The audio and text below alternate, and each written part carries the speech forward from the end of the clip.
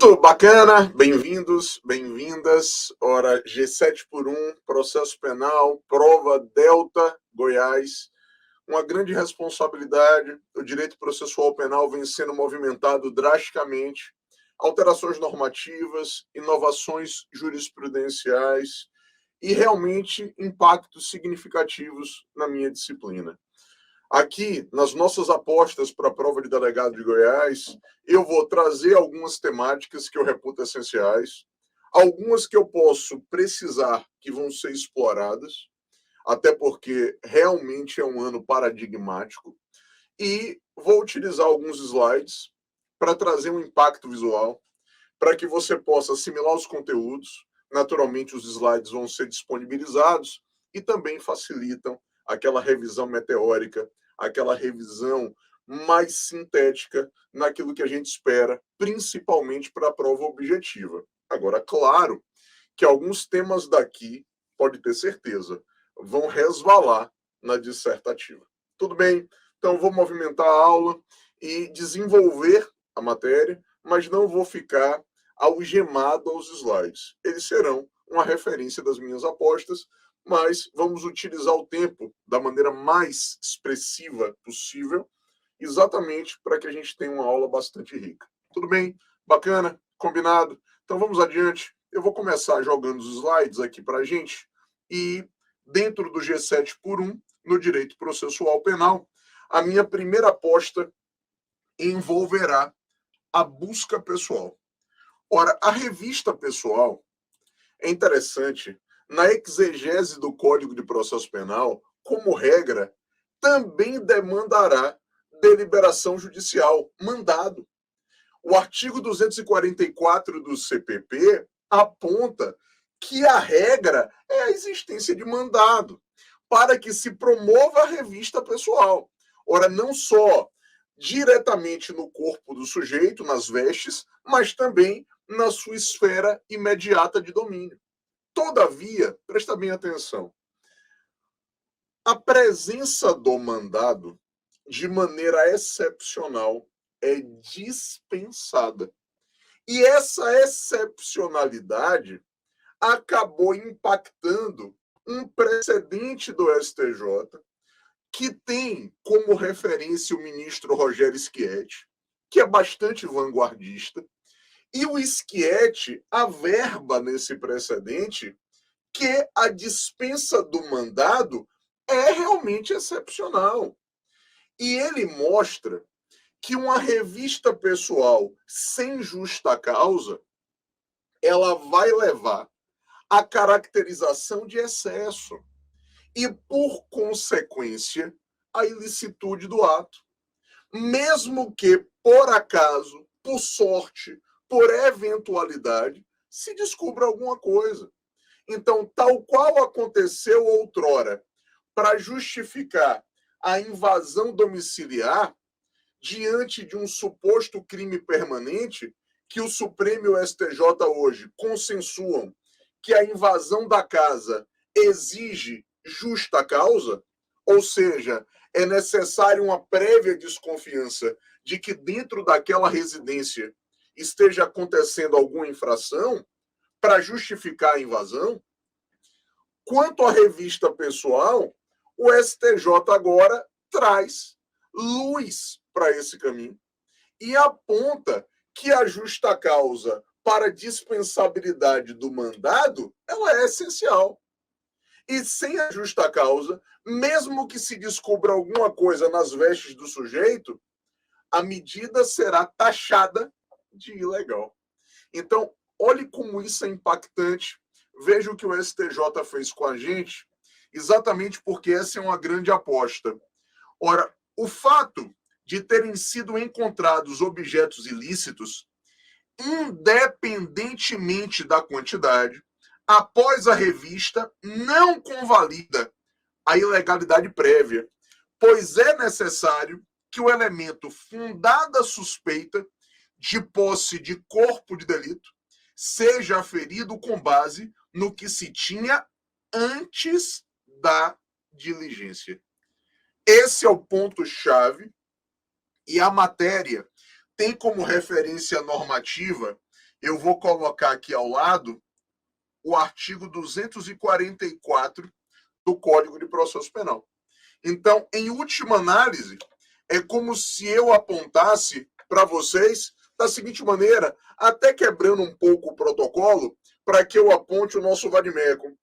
Olhe como o 284 ele é esclarecedor. A busca pessoal independerá de mandado no caso de prisão ou quando houver fundada suspeita que a pessoa esteja na posse de arma proibida ou de objetos ou papéis que constituam corpo de delito, ou no transcurso da busca domiciliar. Então, no transcurso da busca domiciliar, as pessoas que estão na residência, havendo pertinência, podem ser revistadas. Agora, esqueça a busca domiciliar. O sujeito que é preso, seja em flagrante ou pelo cumprimento do mandado de prisão, vai ser revistado. Fora isso, para que o mandado seja dispensado, é necessário que exista uma fundada suspeita de que aquele sujeito esteja com alguma arma ilícita ou com objeto ou papel que componha corpo de delito. Essa é a ideia. E se não temos a justa causa para promoção da revista pessoal, a medida é ilegal. Mesmo que, por acaso, se descubra alguma coisa com o sujeito. Percebeu? Essa foi a grande sacada. E o STJ, ao formular essa orientação, ele traz os benefícios. O que é que se deseja diante da eleição de requisitos que devem ser cumpridos para que a revista pessoal aconteça sem prévia expedição de mandado? Ora, disse o STJ, e aí eu complemento o nosso discurso, porque o precedente do esquete é muito impactante.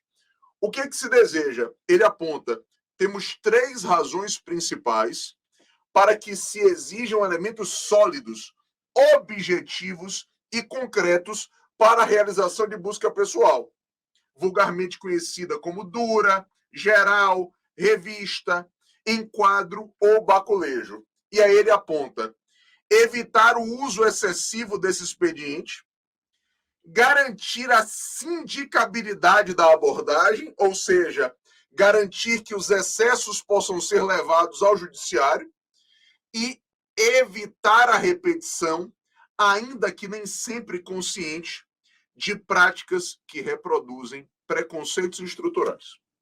Percebeu? Ora, esse precedente é muito impactante. E a ideia para a prova de delegado de Goiás é uma só. Para promover revista pessoal, ora, sem mandado, precisamos de justa causa.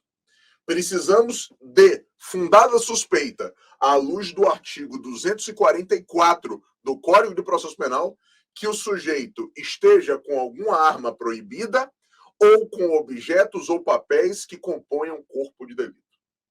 Beleza? Tudo bem? Ora, digno de aplauso precedente, tenha certeza, vai ser lembrado nos nossos concursos. Agora eu vou avançar. Essa é a minha primeira aposta aqui no G7 por 1 para delegado de Goiás. Eu avanço e eu quero apontar algo que já está mais amadurecido. Ora, o reconhecimento de pessoas e o precedente criado no STJ também de relatoria do ministro Rogério Schietti. Então, mais uma vez, o STJ ganha protagonismo porque, ora, tivemos reportagens muito impactantes de condenações injustas, inadequadas, sem lastro, com base no reconhecimento de pessoas. Então, quais foram as premissas que foram eleitas pelo STJ? Para que se promova o reconhecimento pessoal, o procedimento previsto no artigo 226 do Código de Processo Penal não é uma mera carta de recomendação. O reconhecimento deve seguir ao procedimento projetado no artigo 226 do CPP, para que ele tenha crédito probatório. Então, nós temos uma orientação para que se siga o procedimento como pressuposto de validade do ato, para que ele tenha, enfim, valor probatório. Então, olhe como o STJ foi preciso, e esse precedente, ele é eleito para extrairmos, ora, as questões objetivas, a forma de redigir da banca examinadora. Então, olha como isso é interessante. Me permita aqui, vou jogar a nossa concepção de slide. O reconhecimento de pessoas deve observar, é obrigação, o procedimento do artigo 226 do Código de Processo Penal, cujas formalidades constituem garantia mínima para quem se encontra na condição de suspeito da prática de um crime. À vista dos efeitos e dos riscos de um reconhecimento falho, a inobservância do procedimento descrito na referida norma processual torna inválido o reconhecimento da pessoa suspeita e não poderá servir de lastro à eventual condenação.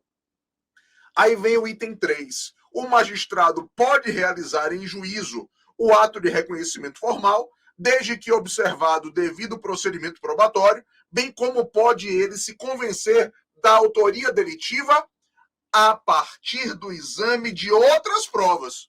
Beleza. Que não guardem relação de causa e efeito com o ato viciado. Claro, porque se tiver relação de causa e efeito, eu aplico a teoria dos frutos da árvore envenenada e nós teremos uma contaminação em cadeia. Então, as outras provas, elas não podem ter ligação com o eventual reconhecimento pessoal promovido à margem da lei. Beleza. E aí vem a cereja do bolo do precedente. De que maneira? Me permita apontar o nosso item 4. O reconhecimento do suspeito por simples exibição de fotografia ao reconhecedor, a par de dever seguir o mesmo procedimento do reconhecimento pessoal, há de ser visto como etapa antecedente e eventual reconhecimento pessoal. E, portanto, não pode servir como prova em ação penal, ainda que confirmada em juízo. Percebeu? Então, o reconhecimento fotográfico é elemento antecedente ao reconhecimento pessoal. E ele, o reconhecimento fotográfico, não servirá de prova para condenar a pessoa, mesmo que seja confirmado em juízo. Percebeu isso? O STJ simplesmente rompeu o paradigma anterior e consolidou um novo paradigma. Isso, para o nosso concurso de delegado de Goiás, é essencial. Leia-se, reconhecimento pessoal tem que seguir o procedimento do artigo 226, senão não é válido como prova. Caso o reconhecimento pessoal ocorra à margem da lei, ora, a demonstração da autoria pode ser buscada por outros elementos probatórios que não se correlacionem com aquela prova construída ao arrepio da lei, para não aplicarmos aí a teoria dos frutos da árvore envenenada. E o reconhecimento fotográfico é um expediente anterior ao reconhecimento pessoal e que naturalmente não servirá de elemento probatório a justificar a condenação de quem quer que seja. Beleza? Tá claro? Esse é o precedente edificado pelo Rogério Schietti, extremamente impactante. Essa é a minha segunda aposta com vocês. Agora eu vou avançar, vou projetar a matéria para a minha próxima aposta e que vai envolver prazo. Ora, prazo normalmente representa 3% das questões de concurso. Eu formulei aqui uma tabela quanto aos prazos para a conclusão do inquérito, para apontar com você a regra geral do Código para o delegado estadual. Ora, se o sujeito está solto 30 dias, prorrogáveis, pelo tempo e pelas vezes que se façam necessárias, e quando o sujeito está preso, você, delegado, tem 10 dias a priori improrrogáveis. O que acontece? O pacote anticrime introduziu o parágrafo 2º no artigo 3º-B de bola, estabelecendo para o delegado estadual uma prorrogação do prazo quando o sujeito está preso por até 15 dias. por decisão do juiz das garantias, pressupondo provocação do delegado e ouvindo-se o MP. Só que o artigo 3º-B está suspenso. Tudo bem. Basta que a banca examinadora saiba perguntar. Porque, diante da suspensão, hoje, você, delegado estadual, tem 10 dias para concluir o inquérito, se o sujeito está preso, e esse prazo é improrrogável. A reformulação pelo pacote anticrime permite a prorrogação por até mais 15 dias, por deliberação do juiz das garantias, provocado pelo delegado ouvindo-se o MP. Mas essa previsão ainda está suspensa. Então, para que se pergunte, essa variável da suspensão do dispositivo deve estar clara na questão. Bacana, tudo bem? Então, minha preocupação aqui para o delegado estadual é exatamente o congelamento existente do parágrafo 2º do artigo 3º-B de bola do CPP. Agora, delegado federal, sujeito solto 30 dias prorrogáveis, sujeito preso 15 mais 15, crimes contra a economia popular 10 dias para conclusão, sendo indiferente se o sujeito está preso ou solto. Na lei de drogas, indivíduo solto 90 dias duplicáveis, vale dizer, prorrogáveis uma vez por mais 90, e traficante preso 30 mais 30. E, por fim, na esfera militar, sujeito solto 40 dias prorrogáveis por mais 20, sujeito preso apenas 20 dias. Aí está a métrica. Claro que quando a gente fala em prorrogação de prazo, é necessário deliberação do juiz. É como o nosso sistema jurídico organiza a matéria, e o juiz vai deliberar. Inclusive, a lei de drogas é explícita nesse sentido, ouvindo previamente o MP. Com o pacote anticrime, deliberação do juiz das garantias, também ouvindo previamente o MP. Beleza? Tudo bem, agora eu avanço.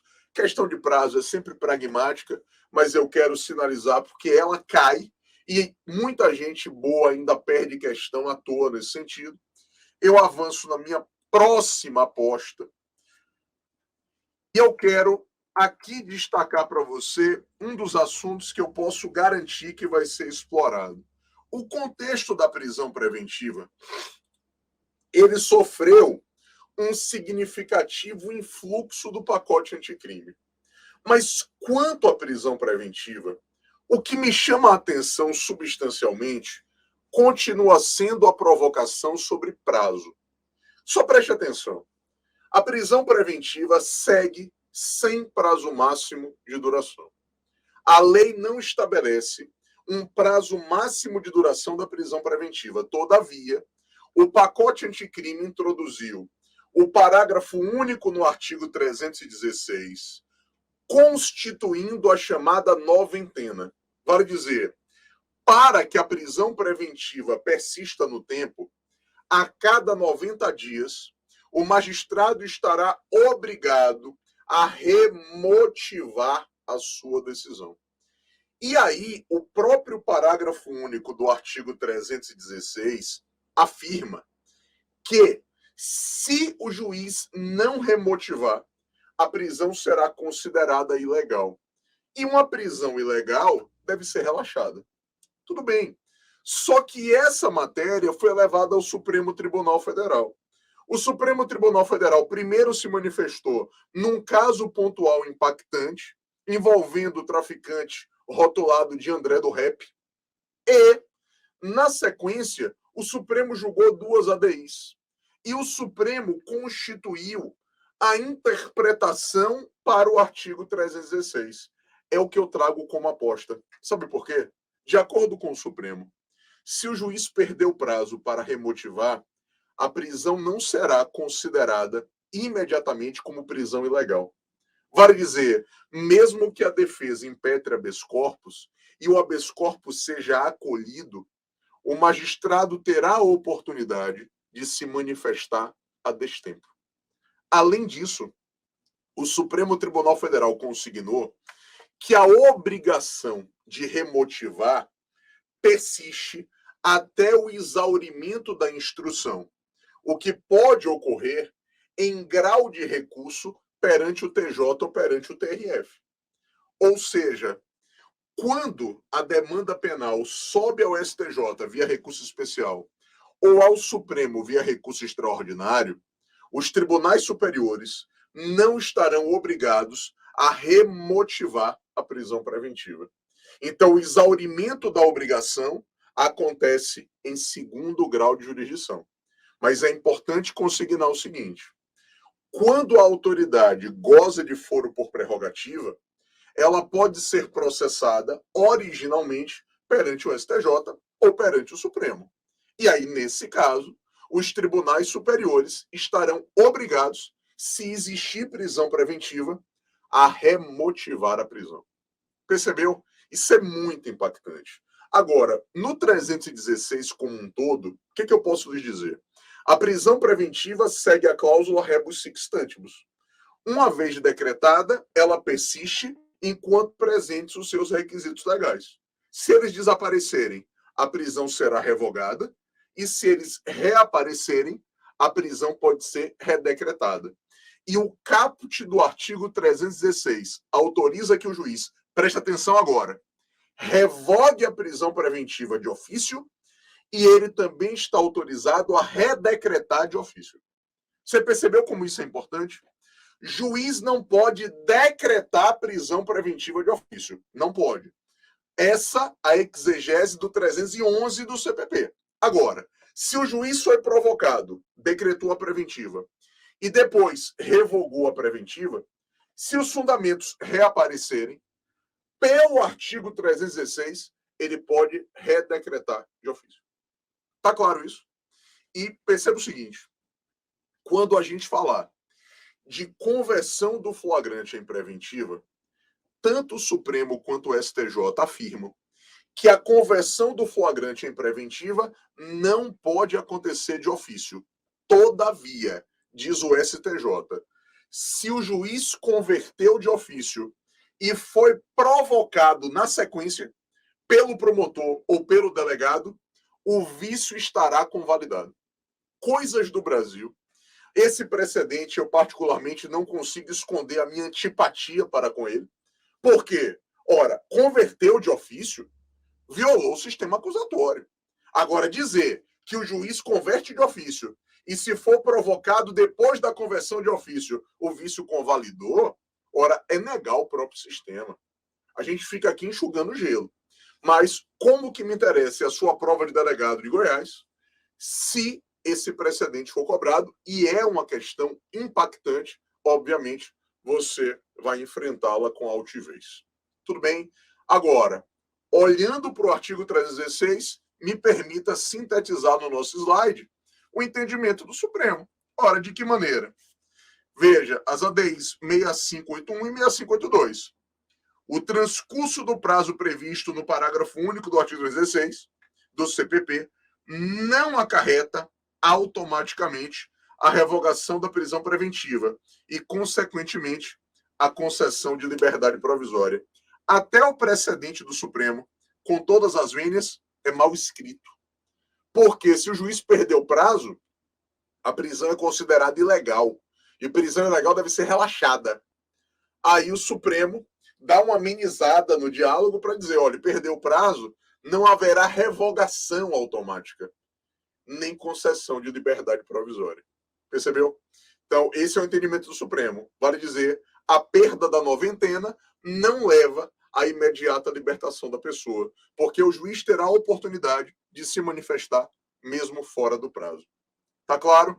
E o tópico da responsabilidade de remotivação vem no segundo tópico. Ora, o artigo 316, parágrafo único, aplica-se até o final do processo de conhecimento, o que se encerra com a cognição plena pelo tribunal de segundo grau. O que é que isso quer dizer, em última análise? Levando a matéria aos tribunais superiores via recurso especial ou extraordinário, eles não estão obrigados a remotivar a prisão preventiva eventualmente existente. Então, a obrigação se encerra em segundo grau.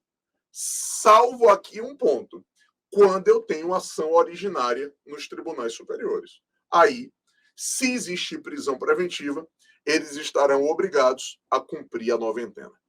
Tá claro isso? Isso vai cair para você. Agora, me permite avançar? Por quê? Dentro do contexto da prisão preventiva, posso fazer um parêntese? Uma aposta transcendendo aqui aos meus slides. Muito cuidado para a nossa prova de delegado com o princípio da contemporaneidade para a decretação da prisão preventiva e que está esculpido no artigo 315 do Código de Processo Penal. Quer dizer, só se pode decretar a prisão preventiva com base em argumentos novos, atuais.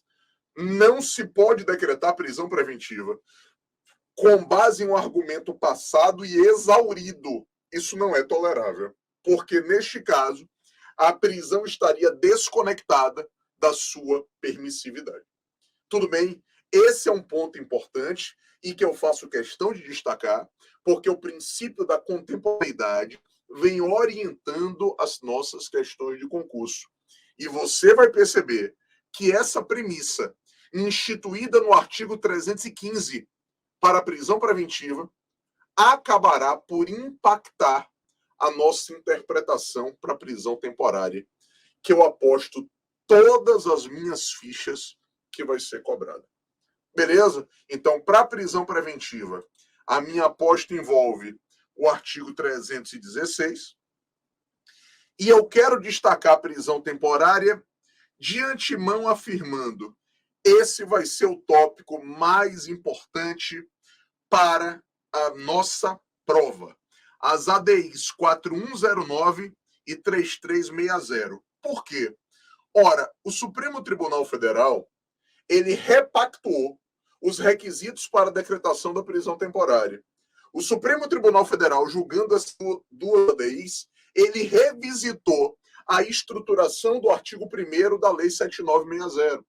Então, para decretar prisão temporária hoje, eu tenho requisitos cumulativos que são distintos daqueles que eram a priori aceitos pela doutrina. Então, o que o Supremo fez? Aprimorou o sistema. De que maneira? Ora, Nestor, vamos decretar prisão temporária com base em quais requisitos? É a releitura do artigo 1º da Lei 7960 de 89. Para decretar prisão temporária, eu vou somar esses requisitos.